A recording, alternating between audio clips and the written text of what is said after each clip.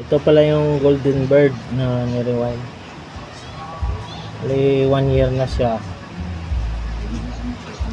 na nagawa. Numilik yung capacitor niya, starting tapos running. Goods pa to siya, pero kukuhanan ko ng amperahe. Dapat hindi lalagpas siya ng 13.5. walang load siya. Pinakamataas nito 2 amps. Ito, nalitan na natin capacitor dalawa. Ito,